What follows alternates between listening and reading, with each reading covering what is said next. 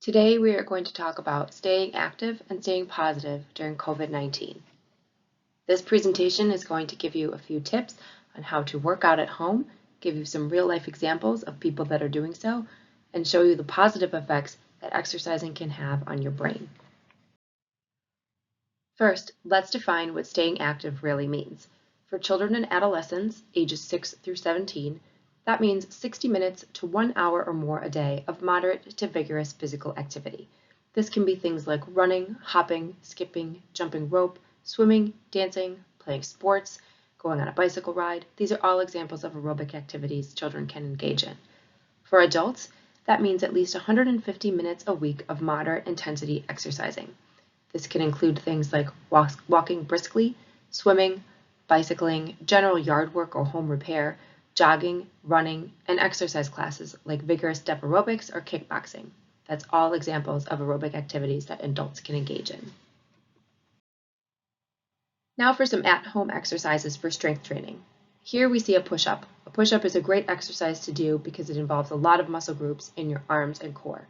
To do a push-up, keep your hands slightly wider than your shoulders, keep your body in a straight line and a tight core. To do the push-up, bend your elbows and lower yourself to a 90-degree angle, and then push back up through your hands to the start position. If this is too difficult for you, you can modify it by bending your knees and keeping your knees on the ground during the exercise. Another great at-home exercise for strength training is a squat. This targets almost all the major muscle groups in your legs and lower body.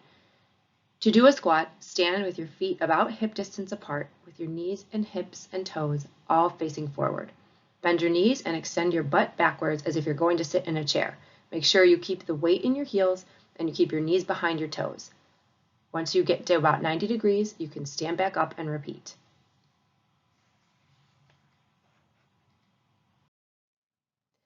Now we are looking at some at-home exercises for cardio. This slide shows 7 different exercises. You can do them in the circuit as the slide suggests for 40 seconds per exercise with a 20-second break in between. You would do this for 2 to 4 rounds with a 1-minute rest in between rounds. Or you can do these exercises individually.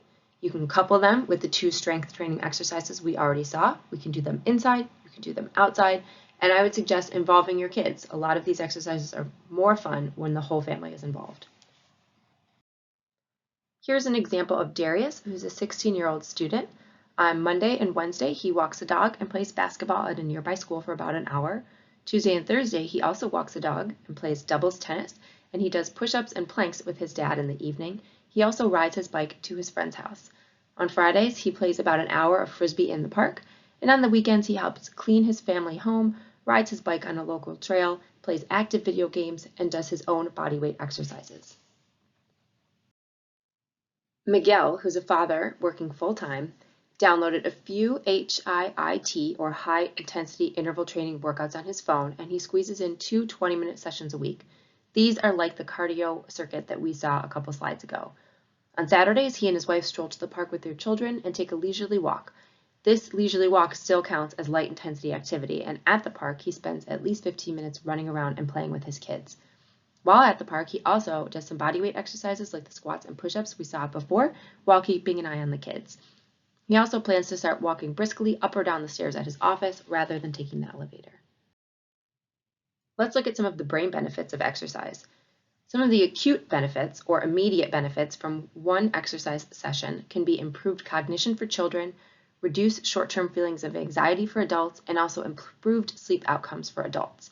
And some of the things that can be improved with habitual exercise are reducing the risk of dementia, improving cognition, reducing long-term feelings of anxiety, and improving overall sleep outcomes. To take action, consider doing a variety of activities, both indoor and outdoor. Set goals to increase your physical activity. This could be as simple as a brisk walk in the neighborhood with friends or a planned 10-kilometer run in the community. Use active transportation like walking, biking, or wheelchair walking to get to school, work, or get to a store. And try to involve your family as much as possible. It's much more fun when the entire family is involved in the physical activity. To recap, staying active means 60 minutes daily for children and adolescents and 150 minutes weekly for adults. At-home strength exercises include squats and push-ups. Brain benefits of physical activity are improved cognition, improved quality of life, reduced depression and anxiety, and improved sleep.